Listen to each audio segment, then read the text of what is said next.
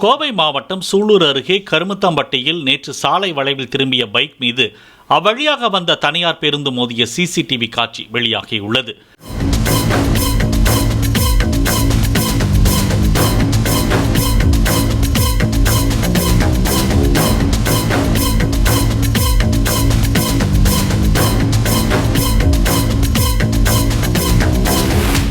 பைக்கை ஓட்டிச் சென்ற ஜெகன் என்பவருக்கு தனியார் மருத்துவமனையில் தீவிர சிகிச்சை அளிக்கப்பட்டு வருகிறது.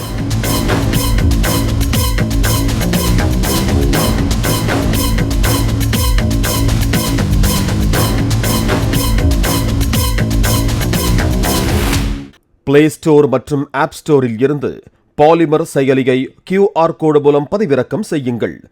செய்திகளை உடனுக்குடன் பெறுங்கள்.